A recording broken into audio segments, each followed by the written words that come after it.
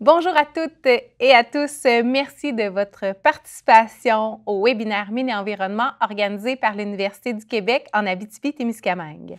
Le webinaire d'aujourd'hui s'intitule « Monitoring des méthodes de restauration et performance à long terme des ouvrages ». Je me présente, Stéphanie Duchesne, directrice du service des communications et du recrutement de l'UQAT, et j'ai le plaisir d'animer ce webinaire aujourd'hui.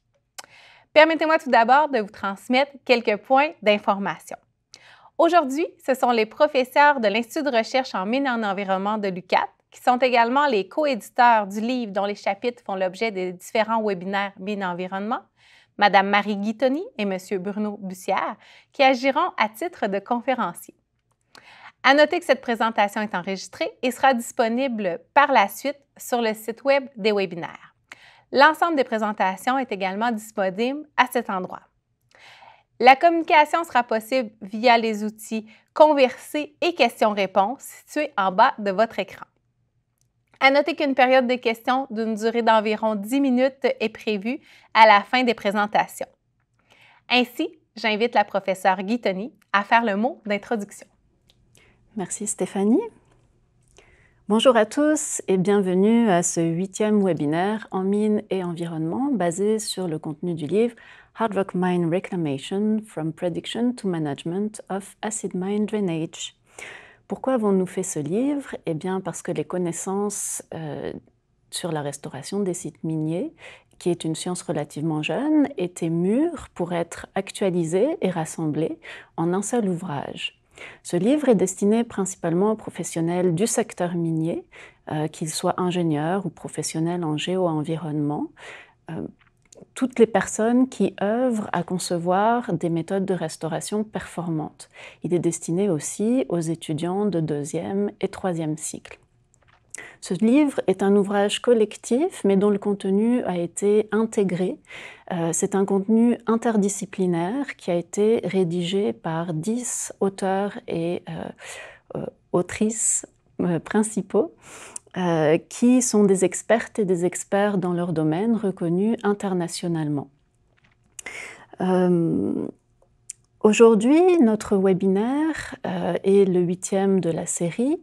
Pourquoi avons-nous fait ces webinaires? C'est principalement pour transférer les connaissances du livre au public francophone, parce que tous nos webinaires sont en français. Nous avons déjà réalisé 7 webinaires que vous pouvez retrouver sur le site web de l'UQAT. Ils ont tous été enregistrés et peuvent être vus a posteriori pour ceux qui les auraient manqués. Aujourd'hui, notre 8e webinaire va porter sur le contenu du chapitre 10 du livre qui porte sur le suivi de la performance des sites restaurés. Ce chapitre est un chapitre multidisciplinaire qui a été écrit par de nombreux auteurs. Je n'ai pas la diapositive à l'écran, donc je ne pourrais pas vous dire le nom de tous les auteurs, mais c'est Bruno Bussière et moi-même aujourd'hui qui allons vous en présenter le contenu.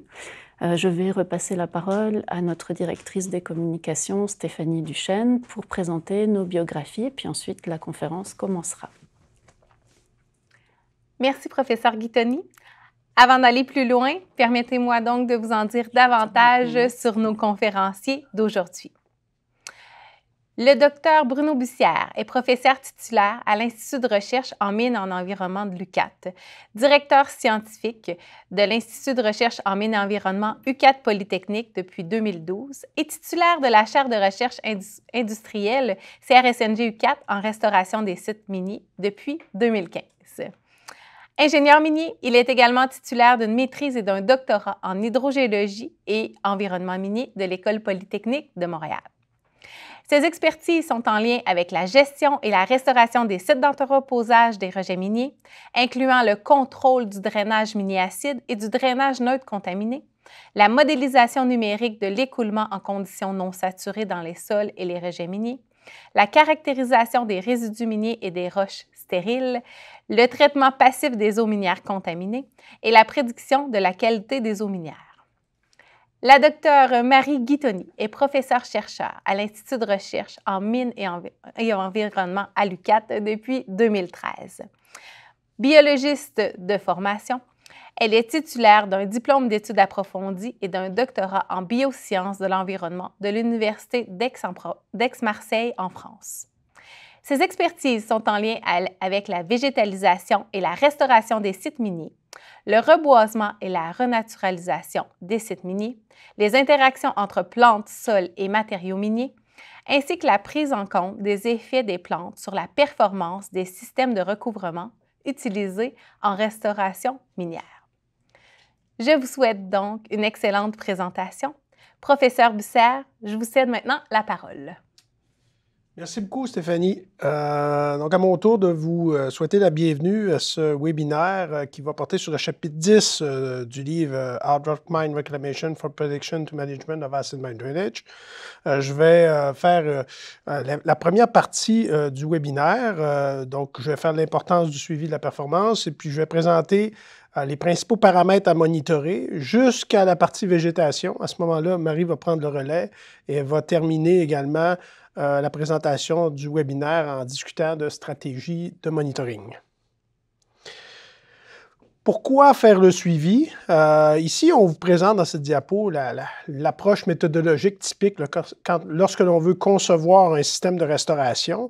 On a différentes étapes, puis dans ces étapes-là, on va s'assurer dans un premier temps, de bien connaître les matériaux que l'on souhaite utiliser pour la restauration. On va également valider différents scénarios, différentes techniques, soit à l'échelle du laboratoire, soit à l'échelle du terrain, à l'échelle réduite, évidemment.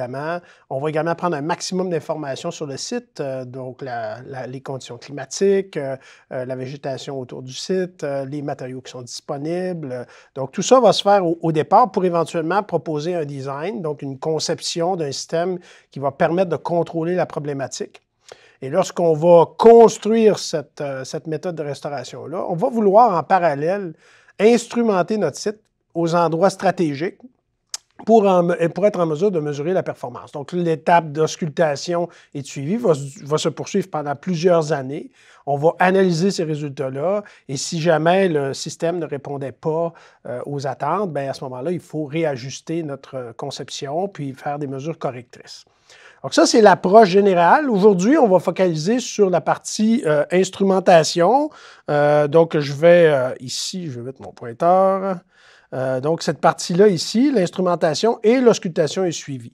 Ça sera, disons, le sujet de la présentation d'aujourd'hui. Les paramètres à monitorer maintenant. On va regarder là, les principaux types de paramètres qu'il faut mesurer sur le terrain pour évaluer la performance des systèmes de restauration. On va parler paramètres météorologiques, on va parler paramètres hydrogéologiques et hydrologiques. On va parler qualité d'eau aussi, parce que la qualité d'eau, c'est un aspect important du suivi. Pour certaines techniques, il faut également regarder la migration des gaz dans nos systèmes.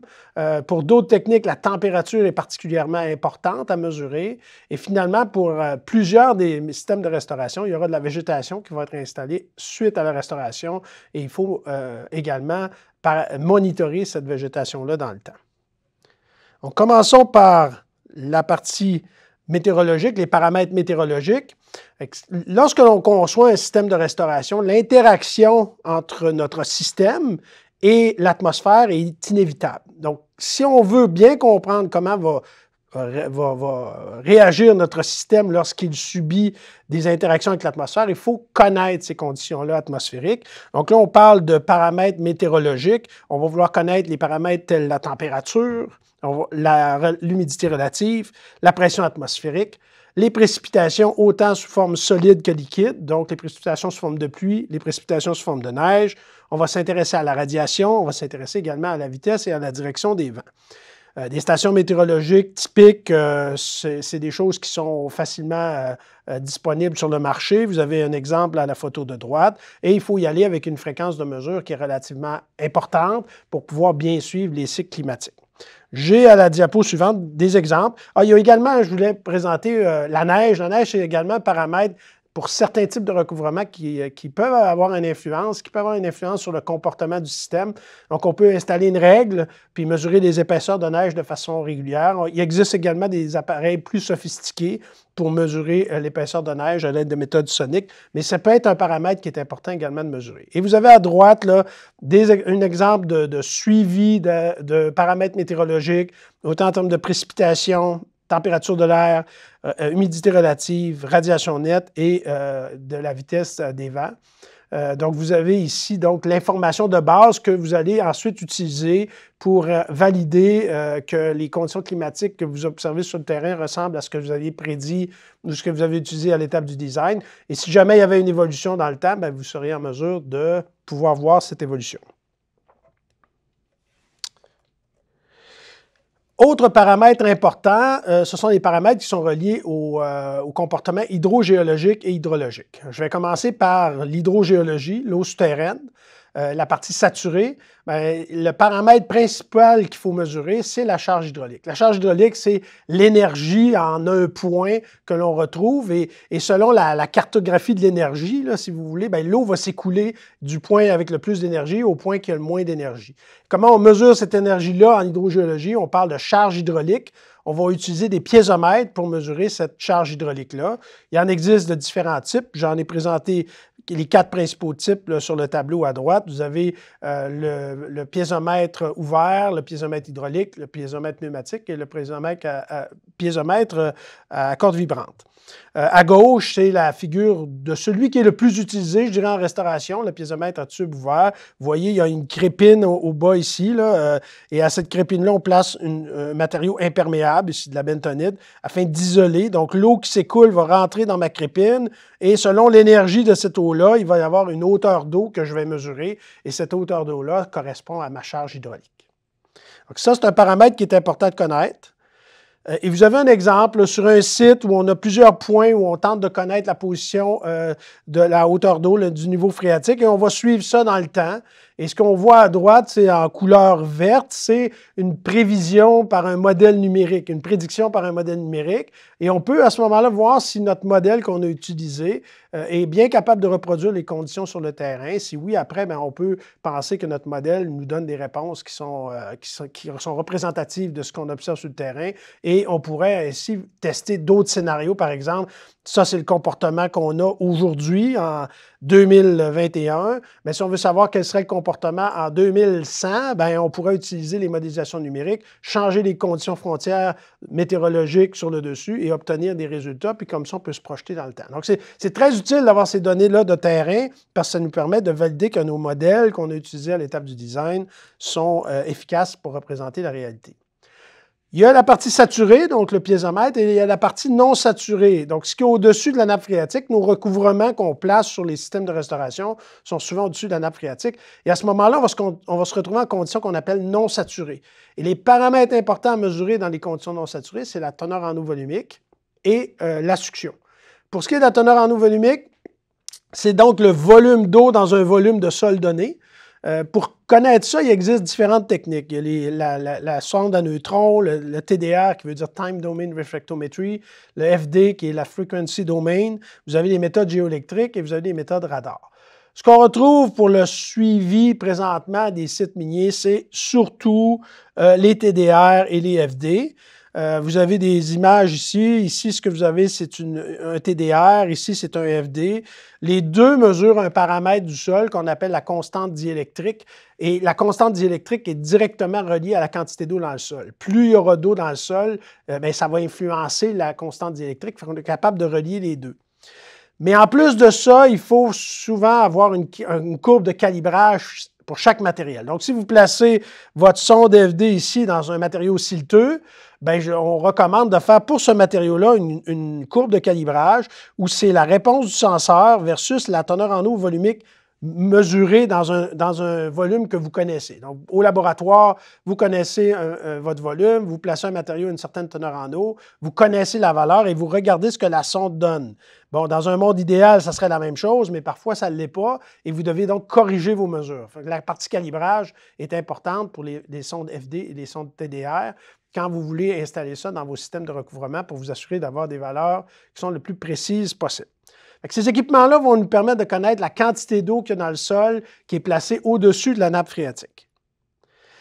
En parallèle, l'écoulement non saturé, c'est beaucoup une relation entre la quantité d'eau. Ici, c'est vrai, j'avais des résultats à vous montrer. J'ai oublié ça. Vous voyez, ces résultats-là, c'est les valeurs données par le senseur. Et vous voyez, il y a des parties où la valeur est beaucoup plus faible. C'est simplement que le senseur donne la valeur de la teneur en eau liquide. Si l'eau gèle durant l'hiver, bien, le senseur, il ne comptera pas cette glace comme étant de l'eau, d'où les valeurs plus faibles. Et quand ça refond au printemps, bien, on retrouve des valeurs. Mais ça nous montre qu'on est capable de suivre les teneurs en eau dans le temps et ça nous permet, nous, de relier ça à la performance du système, par exemple, pour contrôler soit l'infiltration d'eau ou encore l'infiltration, la migration des gaz. Je parlais de succion. Succion, c'est l'autre paramètre important. Donc, en conditions non saturées, la quantité d'eau va dépendre de la succion dans le sol, de la pression dans le sol. Elle sera négative. Plus cette succion-là va être grande, moins il y aura d'eau dans le sol. Ce qu'on va vouloir savoir, c'est quoi l'ampleur de cette succion-là. Il y a différents équipements qui peuvent être utilisés. Vous avez ici le tensiomètre, le bloc de gypse, la matrice granulaire, le senseur à matrice granulaire et le senseur à dissipation de chaleur. Bon, le tensiomètre, rapidement, c'est le plus simple. Lui, il se met en équilibre avec le sol et selon la succion, donc ça tire, l'eau va être tirée vers là et avec un capteur, on est capable de connaître c'est quoi la succion qui est exercée par le sol. Les autres, ce sont des techniques indirectes. La matrice ici s'équilibre avec le sol et il y a une courbe de calibrage entre la quantité d'eau dans la matrice et la succion qui nous permet de déduire la succion. Ces techniques-là, l'avantage du tensiomètre, c'est que c'est très précis, mais ça ne va pas à des succions très élevées. Alors que le bloc de gypse ou encore de matrice granulaire sont capables d'aller à des valeurs plus élevées, mais sont moins précis à des valeurs faibles. La dissipation de chaleur, c'est un peu la même chose, peut aller à des valeurs très grandes, mais pas très précis pour les valeurs faibles. Donc, selon ce que vous voulez mesurer, vous allez choisir votre type de senseur et vous allez les installer sur le site pour mesurer la succion.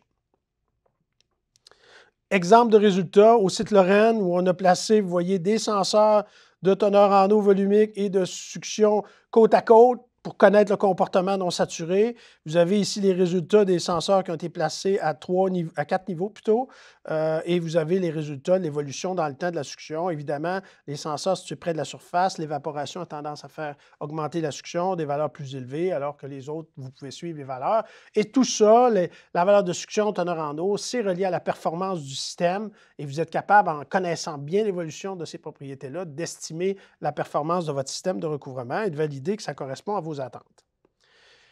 Autre paramètre hydrogéologique important que l'on peut connaître grâce au lysimètre, c'est l'évaporation et la percolation, même deux paramètres dans ce cas-là. Le lysimètre, c'est quoi? C'est comme si on prenait une tranche dans mon sol et avec mon recouvrement et mon résidu et que je mesurais le comportement de cette tranche-là en détail. Je mesurais son poids, quand c'est un lysimètre à poids, on va mesurer la masse de ça et on va mesurer l'eau qui percole ici et qu'on récupère là. Et on connaît les précipitations qui tombent en ayant évidemment une station météorologique près. Et quand on a les précipitations, on a l'eau qu'on récupère ici et qu'on a la masse qui évolue. Vous voyez ici, il fait beau, pas de pluie, la masse diminue parce qu'il y a de l'évaporation. De la pluie, hop, la masse augmente à l'intérieur de mon lysimètre. Donc, je suis capable de faire le lien faire le bilan entre ce qui rentre, ce qui sort et ce que je récupère ici et ce qui s'accumule à l'intérieur. Et ça va me permettre de bien connaître le comportement, si vous voulez, le bilan hydrique de mon système. Le défi dans ces lysimètres-là, c'est de s'assurer que le fait qu'on bloque ici, vous savez, ici, là, c'est plus le sol, là, on récupère. Il faut s'assurer que le comportement à l'intérieur ici correspond à ce qu'il y a à l'extérieur. Sinon, on obtient des résultats qui ne sont pas nécessairement représentatifs de la réalité. C'est pour ça qu'on place toujours à l'intérieur de ces systèmes-là des senseurs à l'extérieur et à l'intérieur pour s'assurer que les conditions à l'intérieur et à l'extérieur sont similaires. Comme ça, après, on est sûr que les résultats qu'on obtient sont représentatifs de la réalité. Donc, le lysimètre, c'est un outil qui peut être utile pour mieux comprendre les bilans d'eau. Méthodes hydrogéophysiques, bien ça, c'est les méthodes qui consistent à injecter du courant. On place des pièces de métal connectées à un système électrique et on injecte du courant et on regarde comment va réagir le sol, les différentes couches de sol.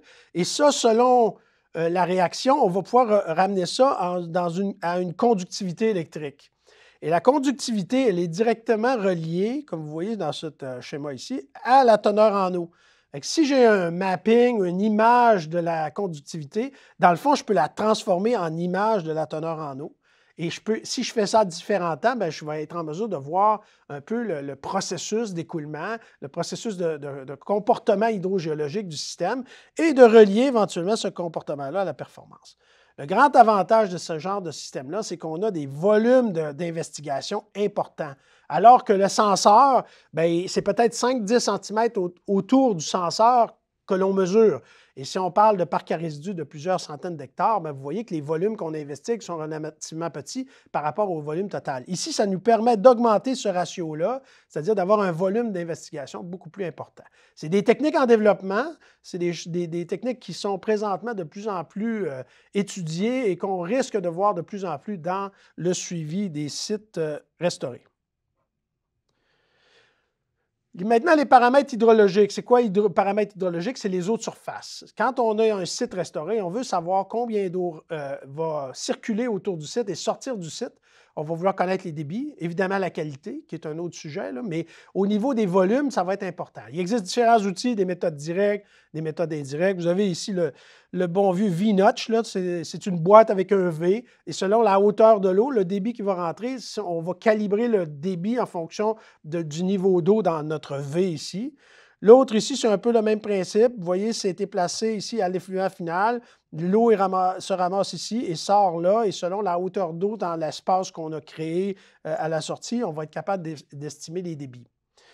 Évidemment, nous, ce qu'on va vouloir aussi, l'autre technique, c'est de mesurer la vitesse. Si on connaît la forme du canal et que je connais la vitesse de l'eau qui passe d'un point à l'autre, je vais être également capable d'estimer le débit. Et ce qu'on va vouloir connaître, c'est aux endroits où l'eau se ramasse, on va vouloir connaître c'est quoi l'évolution des débits en fonction des précipitations, en fonction des différents cycles de l'année, puis pour avoir une bonne idée de comment l'eau de surface est gérée sur le site, et ça va nous permettre de faire éventuellement des bilans importants. Puis les volumes, c'est quand même important. Avec la qualité, ça va nous donner une idée de la charge qui se retrouve dans l'environnement.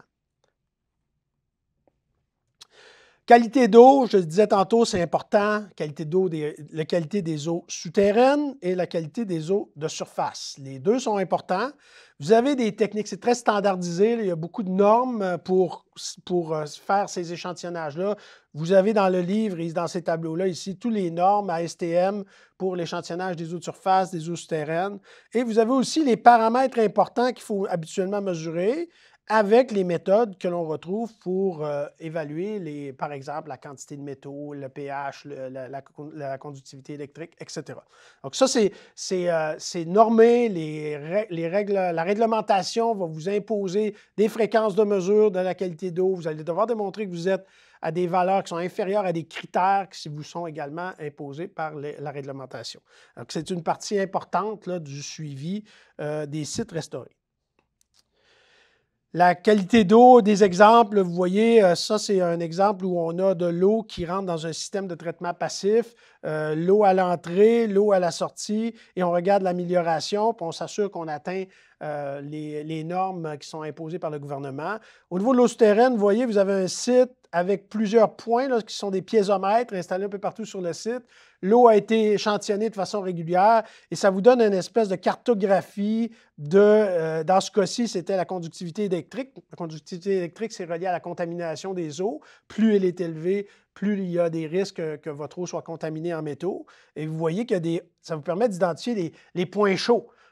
Et les endroits où on va pouvoir évaluer dans le temps comment ça s'améliore, mais en connaissant bien la distribution géographique là, de la contamination, ça va vous aider à bien comprendre l'influence de la méthode de restauration sur la qualité des eaux souterraines. Évidemment, là, c'est un cas où un site qui a oxydé et qui a contaminé l'eau pendant plusieurs années. Donc, l'eau est contaminée, on va placer de la restauration, puis tranquillement, l'eau va s'améliorer et ça va vous permettre de voir cette évolution-là. Si vous avez une barrière à l'oxygène, c'est sûr que l'oxygène va être un autre paramètre important à monitorer.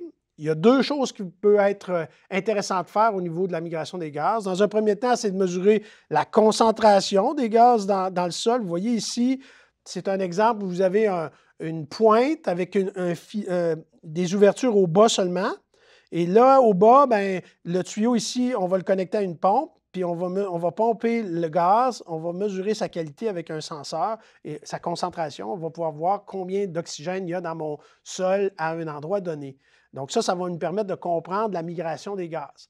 Il y a aussi une technique qu'on appelle consommation d'oxygène.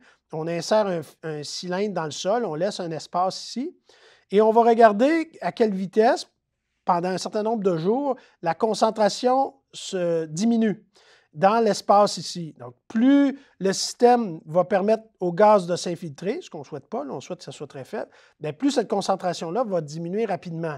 Et si mon système est très efficace, bien, la variation de la concentration va être très lente. Donc, c'est une autre technique pour nous permettre d'évaluer la performance d'un système de restauration qui vise à contrôler la migration des gaz.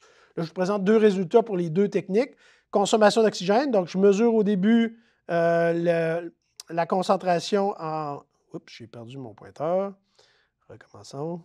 On voit la diminution de la concentration d'oxygène dans le temps sur 4 jours. Cette valeur-là, on la modélise avec un logiciel qui nous permet d'estimer le DE ou la capacité du gaz à passer à travers le sol. En ayant le DE, je suis capable d'estimer le flux de gaz qui va passer à travers mon recouvrement. Et c'est ça qui m'intéresse. Est-ce que mon système est efficace ou il n'est pas efficace à contrôler la migration des gaz? Pour l'autre technique, bien là, ici, j'avais deux pointes, une pointe qui allait à un niveau et une pointe qui allait à un autre niveau. J'ai mesuré la concentration des gaz aux deux niveaux. J'ai un gradient, ça veut dire une variation de concentration selon la profondeur. Connaissant cette pente-là, je peux l'insérer dans une équation ici. Si je connais la quantité d'eau dans le sol, je suis capable de connaître le DE. Et en multipliant mon gradient par le DE, j'obtiens un flux qui passe à travers mon système. C'est ça qui m'intéresse. Est-ce que mon système est efficace, oui ou non, pour contrôler les flux de gaz? Dernier paramètre, et non le moindre, là, avant la végétation, c'est la température du sol. Donc là, j'ai parlé de la concentration d'oxygène et le prochain, c'est la température du sol. La température du sol, c'est particulièrement important quand vous installez un recouvrement isolant. Vous vous souvenez, le recouvrement isolant, l'objectif, c'est d'intégrer nos résidus au pergélisol. Pour cela, on place un recouvrement qui va, lui, subir les cycles de gel-dégel. Évidemment, là, si on veut comprendre comment se comporte un recouvrement comme ça, la température, c'est le paramètre clé. Je dois comprendre comment migre la température dans mon système de recouvrement, dans mes résidus et même dans la fondation en dessous de mes résidus. Et pour ça, je vais installer on appelle ça des chaînes de thermistance espacées stratégiquement pour connaître la distribution de la température autant à toutes les saisons. Et ça va me permettre de voir comment la température migre dans mon système et de voir si je suis en mesure de maintenir gelé en tout temps les résidus et ainsi réussir à contrôler la génération de drainage mini-acide. Donc ça, vous avez des espacements. Normalement, plus on va profondément, moins c'est espacé, puis plus on est près du recouvrement, bien, plus on va mettre de senseurs. Donc, exemple de résultat, c'est tiré des travaux de Vincent Boulanger-Martel, où ce qu'on voit, c'est la variation les profils de température, autant pour deux recouvrements, un de 2 mètres, un de 4 mètres. Puis on voit qu'en ayant une bonne définition, bien, on est capable de voir l'évolution de la température selon les saisons. Ce que vous avez, là, c'est des moyennes mensuelles. Évidemment, ceux qui sont en rouge, c'est les mois les plus chauds, et ceux qui sont en vert à gauche, c'est les mois les plus froids. On a comme ça une bonne indication du comportement thermique et on voit que selon que c'est 2 mètres, 4 mètres, bien, ce sont des comportements qui sont différents et ça nous permet d'estimer la performance des deux systèmes en connaissant bien la température que l'on a dans nos résidus et dans notre recouvrement. Fait que voilà, mon travail à moi est terminé. Je vais laisser maintenant Marie faire la partie sur la végétation. Donc, je prends le relais. Merci Bruno sur les paramètres de végétation. Je vais voir si... Donc pour les paramètres de végétation, il y a deux grandes catégories de paramètres. Les premiers... Ah, ça y est, vous voyez le PowerPoint, c'est super. Donc les premiers vont permettre d'évaluer le succès de végétalisation. Et l'autre grande catégorie va concerner les paramètres qui peuvent être intégrés dans les modèles numériques qui permettent d'évaluer la performance des systèmes de recouvrement sur les sites restaurés.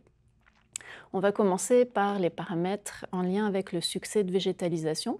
Souvent, ces paramètres vont être mesurés sur les parties aériennes des plantes. Ils sont en lien avec la composition de la communauté de plantes qui permet d'évaluer la valeur écologique du site végétalisé et qui permet aussi de détecter la présence éventuelle d'espèces exotiques envahissantes qui vont devoir être gérées si jamais elles sont présentes sur le site. La première étape pour étudier cette composition de la communauté de plantes consiste à réaliser un inventaire floristique qui correspond simplement à dresser la liste des espèces. Donc cet inventaire floristique, il correspond à la liste des espèces qui sont présentes sur une certaine surface du site végétalisé. Pour le dresser, il est important de savoir sur quelle surface minimale on va devoir faire le relevé des différentes espèces présentes. Et pour cela, on utilise la technique de l'aire minimale.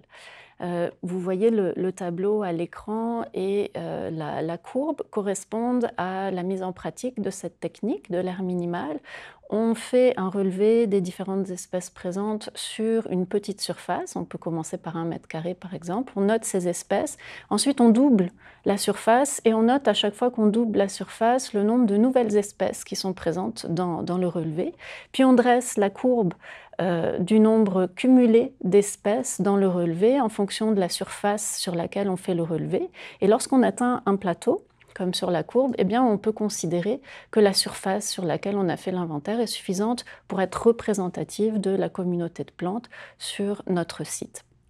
À partir des espèces présentes dans l'inventaire floristique, on va pouvoir calculer des indices de diversité. Le plus connu est l'indice de richesse spécifique qui consiste simplement à regarder le nombre d'espèces différentes présentes dans notre inventaire.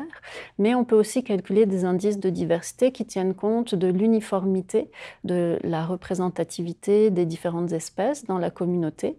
Et ces indices, généralement, plus ils sont faibles, plus la communauté de plantes va comporter un faible nombre d'espèces et va avoir quelques espèces qui dominent par rapport aux autres.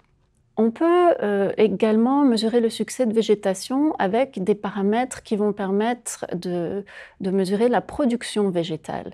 Cette production va être liée notamment au verdissement du site végétalisé, si on a un objectif de verdissement, et également à l'efficacité du contrôle de l'érosion en lien avec la couverture végétale qui se développe sur le site végétalisé. Les paramètres vont être différents selon que notre communauté est une communauté de petites plantes ou de plantes nombreuses, comme par exemple pour des végétations de type herbacée où il y a des graminées notamment. Dans ce cas, on va utiliser comme paramètre le taux de recouvrement ou la biomasse aérienne. Si on a des communautés avec des plantes individualisées ou de plus grande taille, comme par exemple des arbustes ou des arbres, dans ce cas, on va plutôt travailler avec la densité qui consiste à relever le nombre d'individus par surface, ou bien dans le cas de plantation, à suivre le taux de survie ou bien la croissance et la croissance en hauteur et en diamètre des individus. Le taux de recouvrement peut être estimé visuellement, mais il existe des méthodes aussi pour le mesurer qui évitent les biais liés à l'observateur et qui sont plus précises. Je vais vous en présenter une, c'est celle des points quadrats. Qui peut être utilisé sur des transects, comme vous voyez à l'écran, donc des lignes avec des points de mesure répartis de manière systématique. Et elle peut être également utilisée sur ce qu'on appelle des quadras, qui sont des surfaces, comme à l'écran, sur lesquelles on va réaliser un quadrillage et chaque point de mesure se trouvera à l'intersection de la grille, donc sur le quadrillage. À chaque point de mesure, on va déplacer une tige fine et lorsque pour un point de mesure donné, une espèce X touchera la tige, on va la compter présente. Si aucune espèce ne touche la tige, on compte absence de toute espèce végétale.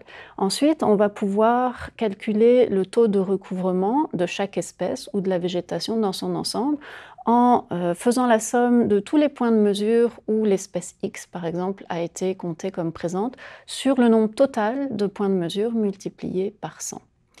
Si on est en présence d'une végétation jeune, quelques années après végétalisation, donc une végétation souvent sur les sites végétalisés herbacés, qui peut comporter des arbustes, les surfaces à échantillonner peuvent être assez limitées. Ces techniques sont bien adaptées. Cette technique est intéressante parce qu'elle permet des mesures répétées, elle est non destructrice. Si on veut travailler plutôt à l'échelle du site avec une végétation de plus grande taille, on peut utiliser la télédétection pour calculer le taux de recouvrement.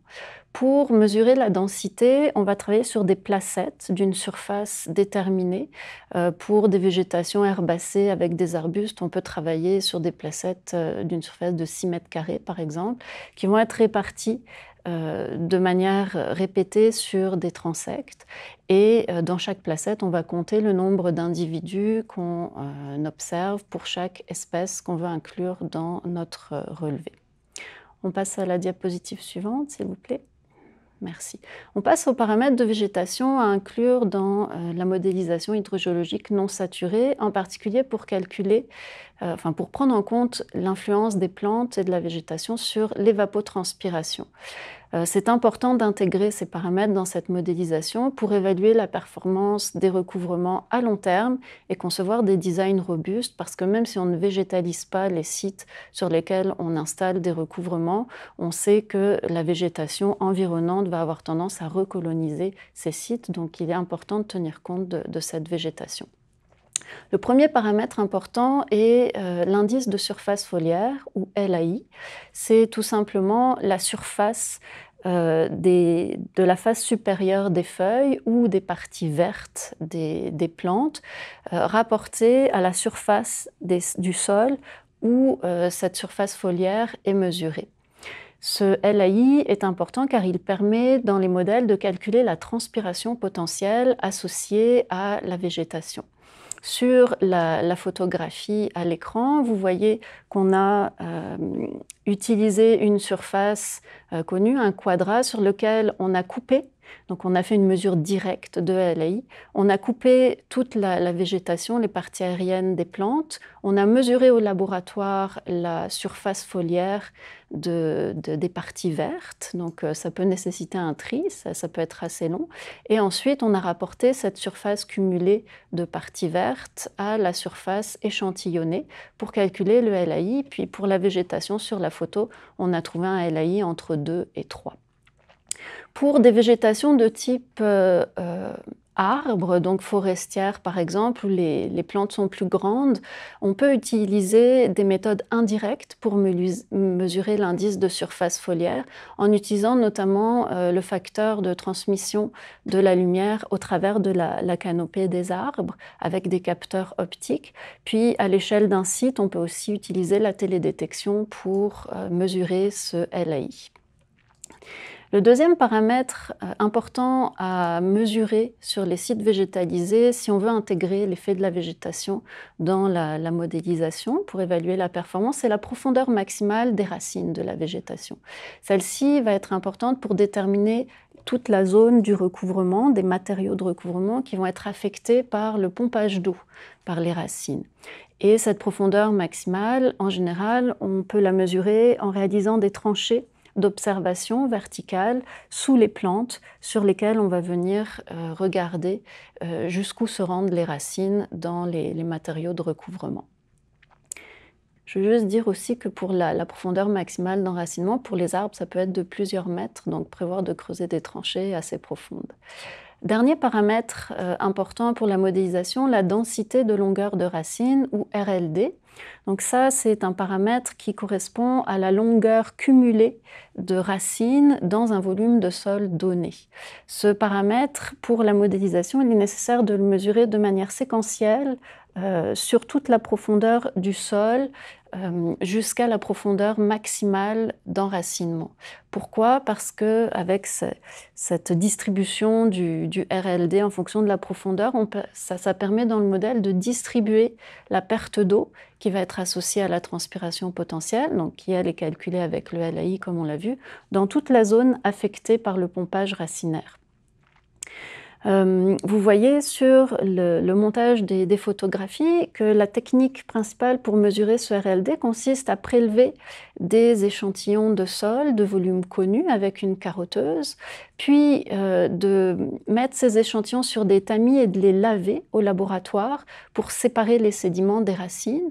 On récupère ensuite toutes les racines et on les scanne pour obtenir une image qui va être analysée grâce à des logiciels d'analyse d'image spécifiques et ces logiciels vont nous donner la longueur cumulée de racines pour chaque échantillon de sol. À noter que la colonisation racinaire peut varier beaucoup autour d'une même plante. Il est donc recommandé de faire un échantillonnage à des distances croissantes de la plante pour avoir des valeurs de RLD représentatives pour cette plante. Dans tous les cas, pour les paramètres de végétation, il va être important d'utiliser une stratégie de mesure et d'échantillonnage qui est basée sur des méthodes statistiques. Pour la stratégie, elle va devoir être aléatoire, stratifiée ou systématique et inclure plusieurs répétitions. Une fois qu'on va avoir obtenu des moyennes représentatives pour nos paramètres d'intérêt, il va être intéressant de comparer ces moyennes avec des valeurs de référence qui proviennent d'écosystèmes de référence qui sont ceux qui sont visés, qui sont souhaités sur les sites végétalisés. Diapositive suivante, s'il vous plaît. Je vais passer à la stratégie de monitoring pour faire un petit peu le bilan de ce qui a été présenté par Bruno et moi-même. Alors, cette stratégie de monitoring, ça va être important de bien la préparer. Puis la première étape va être la définition des objectifs quantitatifs qui sont associés à la performance de la méthode de restauration et des paramètres de suivi qui sont associés à ces objectifs et cette performance. Une fois que la liste des paramètres de suivi d'intérêt est établie, l'étape suivante va être la sélection des instruments qui vont permettre de mesurer ces paramètres de suivi. Cette sélection va se baser sur des critères de prix, bien sûr, mais aussi de précision des instruments et également de durée de vie. Une fois ces instruments sélectionnés, il va falloir décider où les placer dans le recouvrement et sur le site. Donc, localiser ces instruments. Ça va être important de considérer les zones critiques pour être sûr d'avoir des instruments dans ces zones critiques. Par exemple, si on travaille avec une CEBC comme méthode de restauration, et ça va être certain qu'il va falloir intégrer des instruments dans la couche de rétention d'humidité qui assument la fonction de barrière à l'oxygène. Si les instruments ont besoin d'être calibrés avant d'être installés, c'est à cette étape aussi qu'il faut le prévoir avant installation sur le site. Ensuite, il faut se poser la question, est-ce qu'il serait d'intérêt de répliquer certains instruments, notamment dans les zones critiques instrumentées et également pour les mesures qui sont d'importance capitale pour évaluer la performance. Ces instruments répliqués peuvent être du même type ou peuvent être différents aussi s'ils ont des précisions différentes. Il faut aussi réfléchir aux besoins de réplication si jamais on insère des instruments en profondeur dans les recouvrements et que si on avait besoin de revenir pour remplacer un instrument, ça engendre une perturbation. Dans ce cas, avoir des réplicas peut être intéressant. Le nombre de stations de mesure à considérer aussi, en fonction de l'homogénéité du site sur lequel on travaille, ça va être important de déterminer des zones relativement homogènes pour déterminer ce nombre de stations. Des zones homogènes en termes de pente, par exemple, ou d'horizontalité, en termes de profondeur de la nappe phréatique. Et puis, dernier point à considérer pour préparer, définir cette stratégie de monitoring, la fréquence des mesures. Celle-ci va être plus intense, plus importante au début du suivi, après la construction, car on va vouloir valider rapidement si la méthode de restauration fonctionne comme prévu ou pas.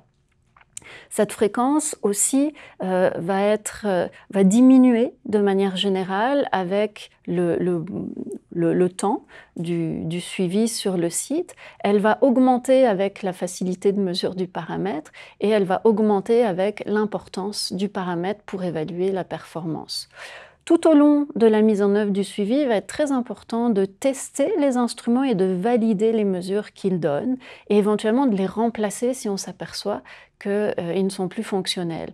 C'est à ce moment-là aussi qu'il va falloir éventuellement corriger la stratégie si on s'aperçoit qu'il y a des choses qui manquent ou qui ne fonctionnent pas bien. Tout au long également du suivi dans le temps, ça va être important de manière régulière de faire une cueillette des données et de contrôler rapidement leur qualité dans les semaines qui suivent cette cueillette, puis de faire des rapports annuels qui vont rassembler les données, les analyser et qui vont permettre d'évaluer l'évolution de la performance au cours du temps. Voici un schéma qui récapitule les objectifs et les paramètres à mesurer selon différentes méthodes de restauration. On a considéré les barrières à l'infiltration d'eau, 2 types de barrières à l'oxygène, les couvertures à effet de barrière capillaire ou la monocouche avec nappe phréatique surélevée, et le recouvrement isolant. Vous voyez la liste des objectifs de restauration pour chaque technique. Les barrières à l'infiltration d'eau, on veut limiter l'infiltration d'eau. Les barrières à l'oxygène, limiter l'infiltration d'oxygène. Et pour le recouvrement isolé, maintenir les résidus gelés pour minimiser leur réactivité. Pour chaque technique, chaque méthode de restauration et chaque objectif, on peut dresser la liste des paramètres à mesurer et identifier les paramètres qui vont être essentiels, les plus importants à mesurer pour valider que la technique utilisée fonctionne, que la performance est au rendez-vous. Donc sur le schéma, ils sont indiqués en rouge. Vous voyez que pour toutes les techniques, il est important de prévoir de suivre la qualité d'eau et les données météorologiques. Puis ensuite, pour chaque technique, certains paramètres vont être importants à mesurer. Pour les barrières à l'infiltration d'eau, on doit mesurer la charge hydraulique, l'écoulement d'eau de surface, la percolation d'eau. Pour les barrières à l'oxygène, les teneurs en eau volumique, les suctions, la charge hydraulique, le mouvement des gaz et la réactivité, et également les paramètres associés à la végétation qui peut influencer la performance. Et finalement, pour les recouvrements isolants, la température du sol est essentielle, l'épaisseur de neige et le mouvement des gaz et la réactivité. Je vais vous donner quelques exemples de fréquences de mesure minimales qui peuvent être recommandées pour certaines catégories de paramètres. Donc pour les paramètres météorologiques, on parle d'une fréquence journalière ou aux 6 heures. Pour les paramètres hydrogéologiques, journalière, voire aux 6 heures durant les 3 à 5 ans après la restauration. Pour la qualité des eaux souterraines et de surface, ça va dépendre des exigences réglementaires, ça varie entre 2 à 4 fois par année. Pour les essais de consommation d'oxygène, c'est 1 à 2 fois par année que c'est recommandé. Et pour les paramètres de végétation, au début de la végétalisation, pour les premières années, ça serait au moins un suivi annuel. Une fois que la végétation est autosuffisante, 1 fois tous les 3 à 5 ans serait suffisant. Ma dernière diapositive, la diapositive de conclusion, je voulais juste mentionner, non, celle d'avant s'il vous plaît, merci, que le suivi est une étape vraiment importante pour valider la performance de la restauration et permettre un ajustement de la technique de restauration aux besoins, et que la stratégie de suivi devrait être élaborée le plus tôt possible, dès la construction si possible, être implémentée à long terme pour tenir compte de l'évolution éventuelle des matériaux, des effets des changements climatiques et aussi de l'évolution de la végétation. Merci beaucoup pour votre attention, puis on va passer à la période de questions avec Stéphanie. Donc, je vous remercie pour la présentation. Donc, on va installer nos conférenciers pour pouvoir passer à cette période de questions qui va être d'une durée là, d'environ 10 minutes. Donc, on va dépasser là, quelque peu là, le 12h30. Donc, je me lance. Donc, une première en lien avec l'évapotranspiration. Concrètement, la transpiration potentielle des plantes influence quoi exactement dans le design ou dans la restauration des sites miniers? Alors, on a vu dans la liste des paramètres d'intérêt desquels il faut faire le suivi que les paramètres de végétation étaient particulièrement importants pour les barrières à l'oxygène. Pourquoi? Parce que dans le cas des couvertures à effet de barrière capillaire, dans le cas des monocouches à nappe phréatique surélevée avec une monocouche de granulométrie fine, donc où on veut utiliser cette couche pour faire une barrière à l'oxygène, on veut garder un haut degré de saturation dans une partie des matériaux du recouvrement. Lorsque de la végétation va être présente sur ces recouvrements et que les racines colonisent ces couches de matériaux qu'on veut garder avec un haut degré de saturation, eh bien, les racines vont pomper de l'eau qui va être perdu par transpiration, donc le phénomène d'évapotranspiration. Et ce pompage d'eau risque de désaturer les matériaux, de faire diminuer le degré de saturation, qui est la condition essentielle pour maintenir l'effet de barrière à l'oxygène. Donc quand on a un matériau saturé à haut degré de saturation, c'est ce qui limite, ce qui diminue le degré de diffusion de l'oxygène dans le matériau et permet de créer cet effet de barrière à l'oxygène. Merci beaucoup. Donc, en hiver, dans les régions avec la neige, comment peut-on mesurer le succès de la végétalisation? Est-ce que cette mesure est faite en été seulement? Oui. La plupart des paramètres que j'ai présentés sont des paramètres qu'on mesure pendant la durée de la saison de croissance. C'est sûr que sous les climats comme ici au Québec, où il y a une saison hivernale avec une couverture de neige, la végétation est en dormance.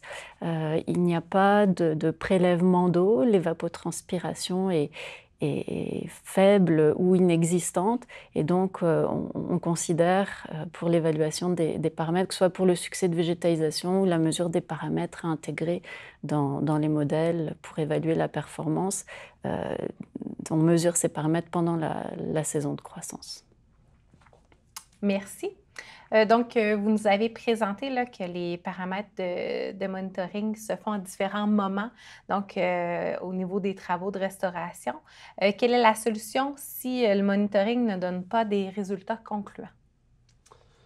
C'est ça, l'objectif du monitoring, c'est de détecter justement ces situations-là. À ce moment-là, il faut revenir à la conception, voir pourquoi ça ne fonctionne pas comme prévu. Ça peut être parfois parce que les matériaux n'ont pas les propriétés qu'on pensait. Ça peut être pour toutes sortes de raisons, des conditions frontières qui ne sont pas... le niveau phréatique, par exemple, peut être plus bas que ce qu'on avait estimé, puis ça peut affecter le comportement hydrogéologique. Bref, c'est l'occasion, quand on voit qu'on n'atteint pas les objectifs, de remettre en cause sa conception, de réajuster la conception et d'arriver avec des options pour contrôler ou pour ajuster la performance, modifier la performance. Donc, ça peut être, par exemple, l'ajout d'un nouveau matériau. C'est peut-être des fois pas l'entièreté du site qui est problématique. Ça peut être seulement un secteur, bien qu'on peut faire des travaux sur ce secteur-là pour augmenter la performance. Mais évidemment, chaque cas va être particulier. On ne peut pas vraiment savoir à l'avance. Donc, il faut réanalyser, réajuster et trouver des solutions qui permettent d'atteindre nos objectifs que l'on avait fixés initialement. Merci. Est-ce qu'il existe des méthodes de prédiction ou de tests de monitoring avant de finaliser les travaux, par exemple sur des modèles réduits ou des modèles numériques? Oui, tantôt, j'ai présenté la première diapo là, du webinaire, l'approche de conception. Bien, dans l'approche de conception, normalement, il y a toujours de la comparaison de performance entre différentes techniques, mais à l'échelle réduite. Ça peut être comparer l'effet de l'épaisseur des couches, comparer si on prend ce matériau-là plutôt qu'un autre matériau. Et ça, on va faire ça dans des modèles réduits. Ça peut être des colonnes qui peuvent avoir entre 15 et 30 cm de diamètre. Ça peut être des cellules expérimentales qu'on va construire sur le terrain où on va contrôler l'ensemble des intrants et des entrants et des sortants. On va placer ça dans disons, dans des conditions contrôlées pour essayer de voir comment ça performe, là, comment le système est efficace. Et là, on parle de 10 mètres par 10 mètres, par exemple, ou 15 mètres par 15 mètres avec des systèmes de récupération d'eau. Donc, bref, oui,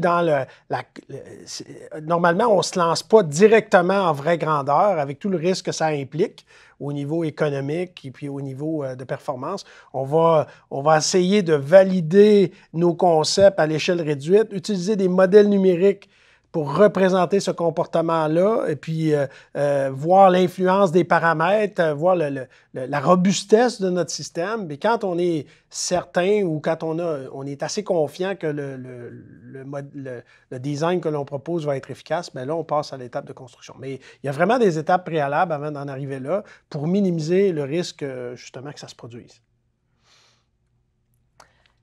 Donc, une question sur un cas plus concret. Donc, est-ce que vous pouvez identifier quel type de végétation peut aider, par exemple, à éviter la présence des castors dans les sites et cette manière de diminuer les constructions des barrages? Wow! Et des problématiques.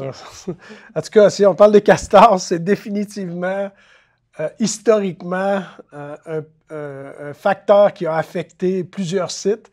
Ils ont tendance à s'installer dans des endroits où on ne les attend pas. Et oui, dans le suivi, là, quand on parle de suivi, ça prend un suivi sur place, ça prend un suivi visuel pour s'assurer que, justement, les animaux ne vont pas venir modifier tout le contexte. Et puis, à ce moment-là, ça va influencer la méthode de restauration, la performance. Pour ce qui est des espèces d'arbres que les castors aiment ou n'aiment pas, je vais laisser Marie répondre à ça. J'en ai aucune idée. Je ne suis pas une spécialiste de la faune des castors, mais il me semble que c'est des feuillus qui vont consommer puis utiliser en priorité, donc peut-être des conifères plutôt que des feuillus, mais vraiment là je suis un peu hors de ma zone de confort. Mais c'est une bonne question. Je vais me poser la question moi-même et réfléchir. Bien, merci beaucoup.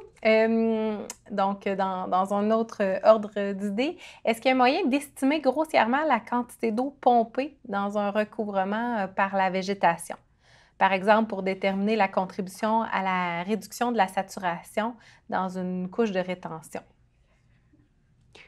On peut estimer en fonction du type de végétation. On peut trouver dans la littérature des estimations de l'évapotranspiration potentielle associées à chaque type de végétation, forestière, mixte, plus de conifères, plus de feuillus, un sol nu, un sol agricole avec une monoculture par exemple. Donc ça c'est disponible dans la littérature, ça peut donner un ordre d'idée générale de la contribution maximale de la végétation au prélèvement d'eau dans notre système. Sinon, il existe des techniques, on est en train de travailler là-dessus à l'UQAD d'ailleurs avec une étudiante au doctorat, Colline Lamarche, des techniques qui peuvent permettre sur un arbre ou un arbuste en particulier de quantifier, avec des capteurs de flux de sève par exemple, la quantité d'eau qui va transiter par la tige principale puis être perdue par transpiration. Donc là on peut calculer des volumes d'eau perdus par transpiration d'un individu, puis rapporter ça ensuite à une surface plus globale. Sinon, avec des senseurs dans les matériaux de recouvrement, donc teneur en eau volumique, en connaissant la porosité de chaque couche de matériaux, on peut suivre l'évolution des teneurs en eau volumique et calculer l'évolution aussi du degré de saturation, puis voir pendant la saison de croissance, en fonction des parties du recouvrement des matériaux qui sont colonisés par les racines, quelle peut être l'influence de cette colonisation racinaire sur la perte d'eau, la diminution de la teneur en eau volumique et du degré de saturation lié à cette présence de plantes. Mais ça pour isoler l'effet de la végétation, ça nécessite peut-être d'avoir des capteurs dans des zones sans végétation et des zones avec végétation. Merci. Est-ce que le monitoring de la végétation intègre des mécanismes biochimiques ou chimiques des systèmes racinaires sur le type de restauration? On n'a pas encore travaillé là-dessus, puis à ma connaissance, il n'y a pas d'études disponibles.